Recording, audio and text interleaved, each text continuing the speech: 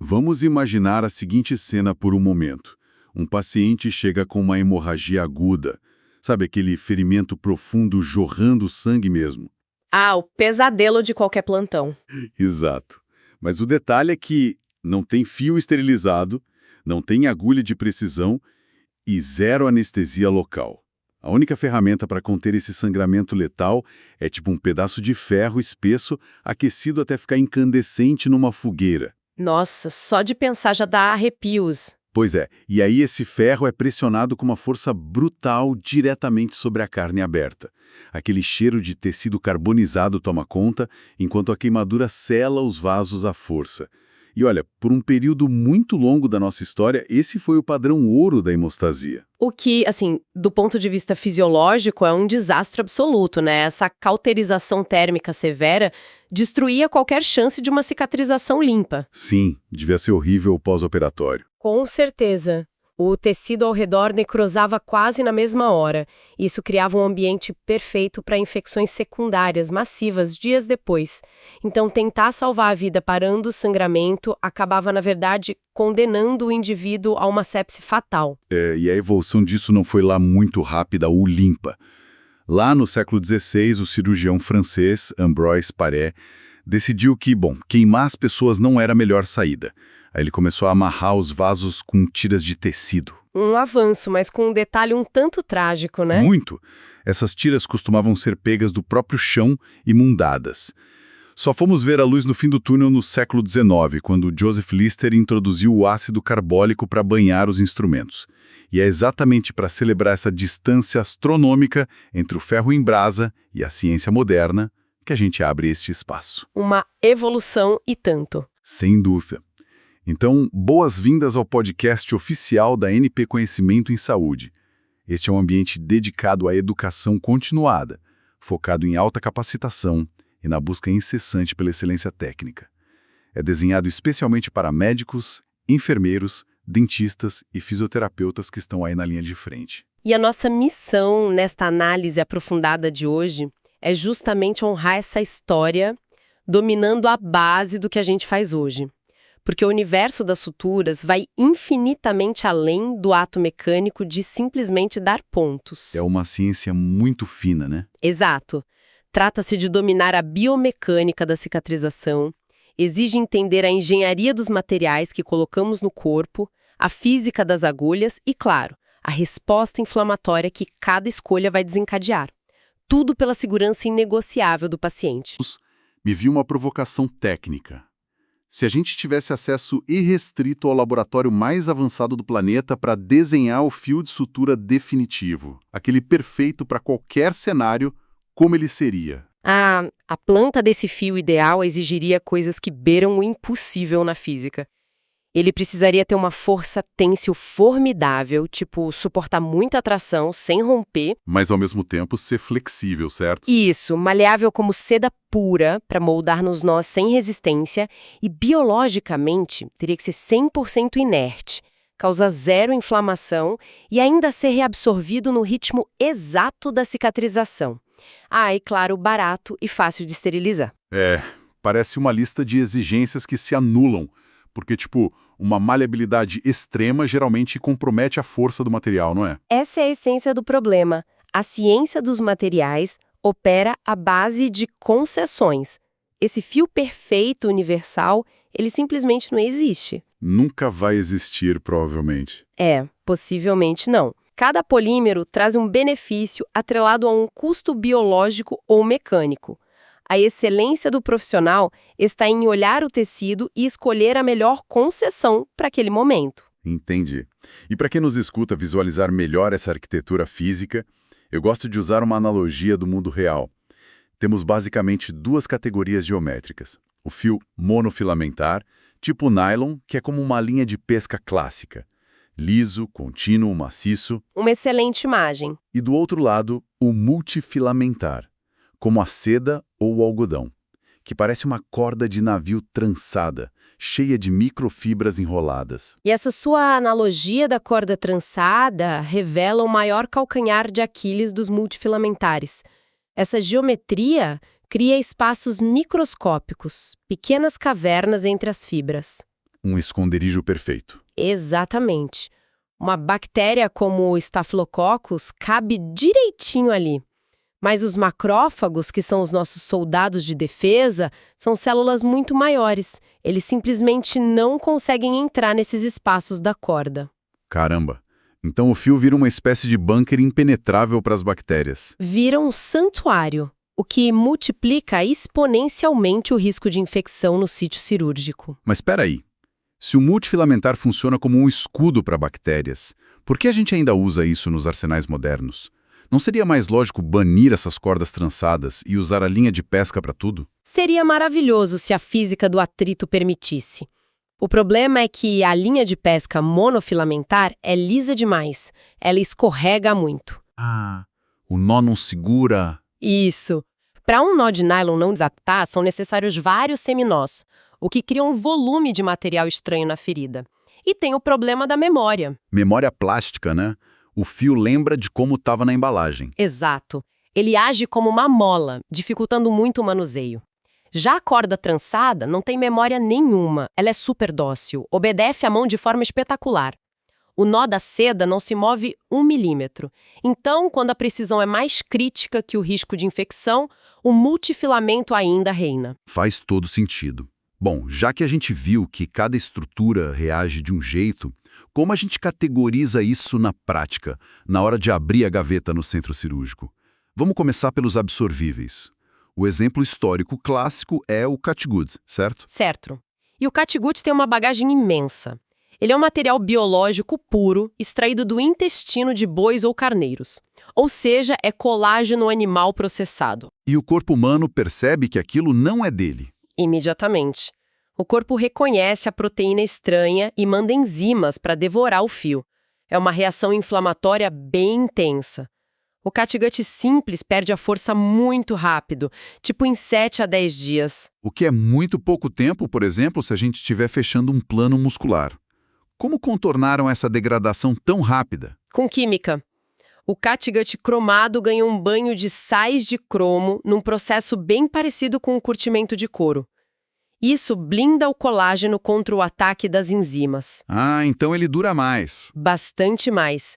Ele mantém a tensão por 21 a 28 dias, o que dá tempo para tecidos mais densos cicatrizarem. Mas ainda assim a gente fica dependendo da reação imune de cada paciente, o que é meio imprevisível. Alguém com imunidade hiperativa pode dissolver o fio rápido demais. Foi isso que abriu caminho para os sintéticos absorvíveis. Foi um marco gigantesco na previsibilidade cirúrgica. Fios como o Vicryl, que é a poliglactina, não dependem de células fagocitárias. Eles sofrem hidrólise. A própria água do corpo quebra o fio. Isso. A água presente nos fluidos quebra as cadeias químicas num ritmo super previsível. O Vicryl leva de 60 a 90 dias. E para tecidos de alta tensão, tipo a face abdominal, temos o PDS. Que demora meses para ser absorvido, né? Exato. A face abdominal demora muito para recuperar a força. Então o PDS funciona como uma ponte de aço temporária lá dentro. Perfeito. Agora, indo para os inabsorvíveis. Temos a seda, o nylon, mas tem um detalhe curioso nas fontes. O algodão é chamado de inabsorvível, mas ele perde uns 70% da força em 2 anos.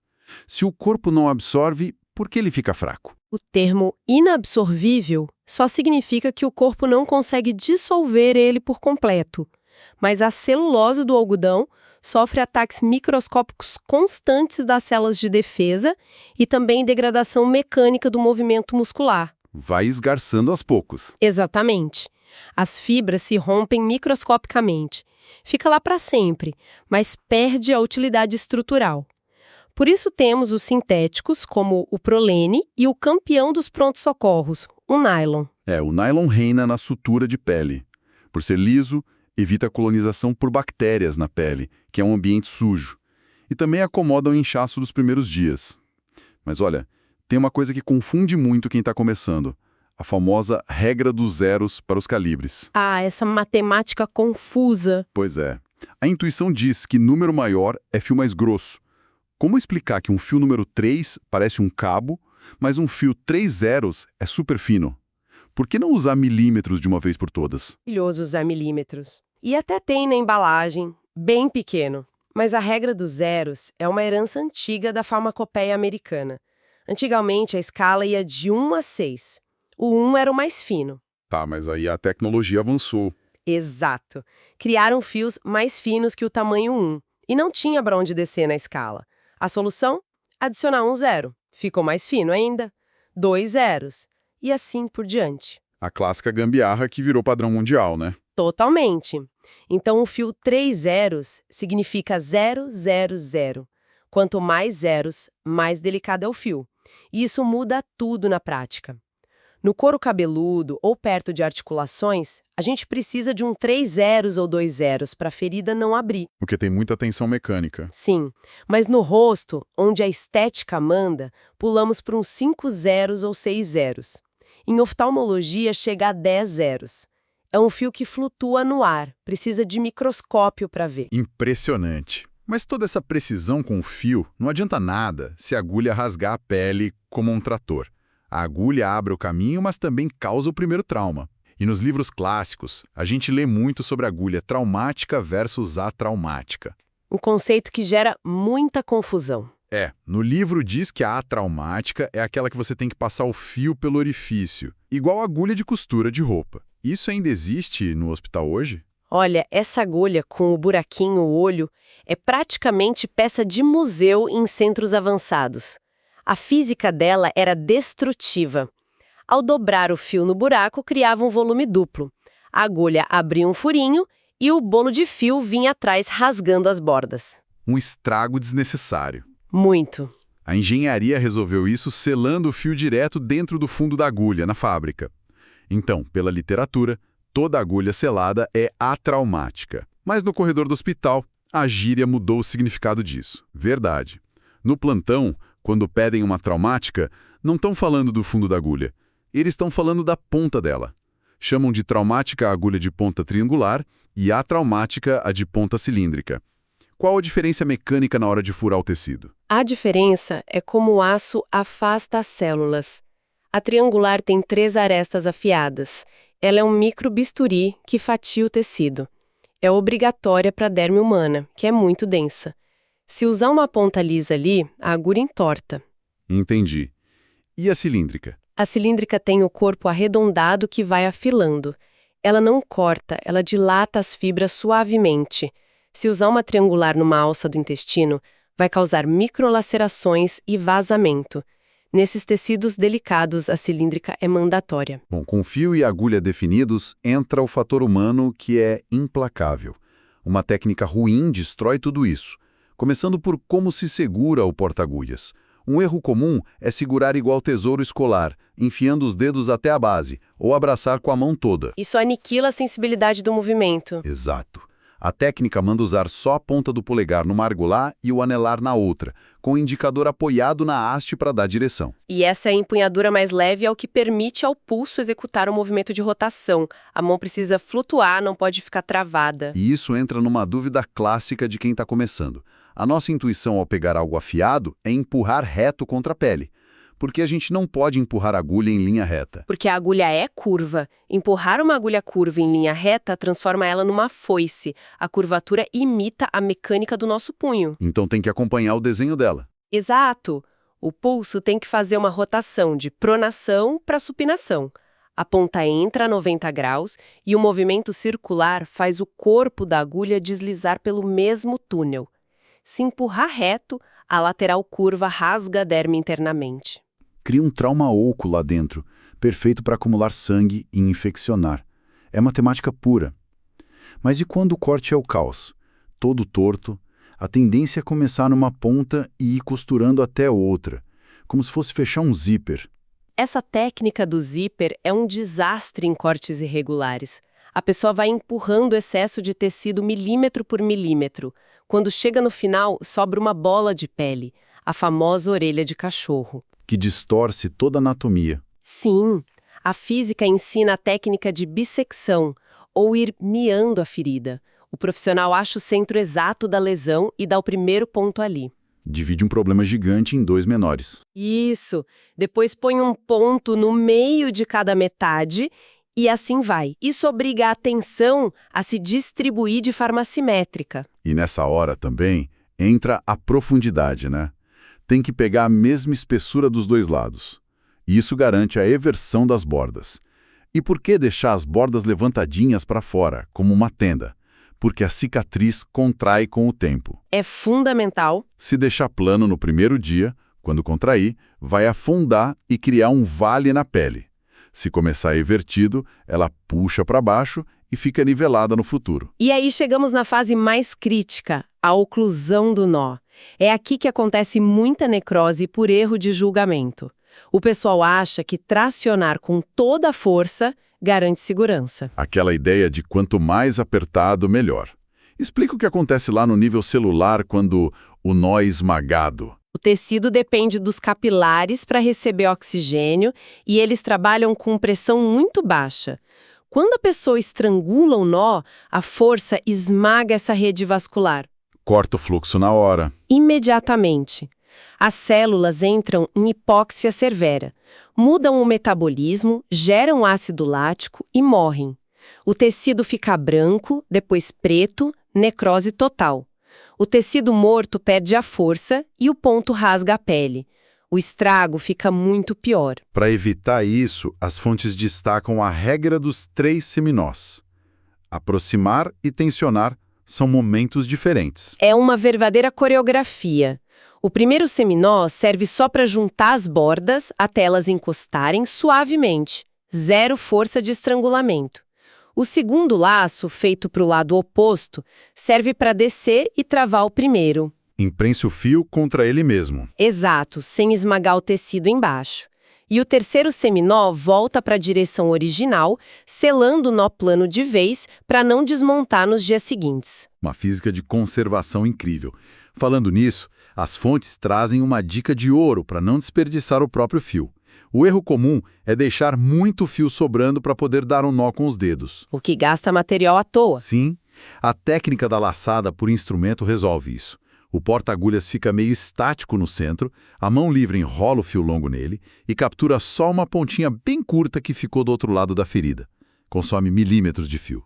Pura elegância e eficiência. Para sintetizar, a verdadeira proficiência na cicatrização artificial é unir a ciência celular com a mecânica.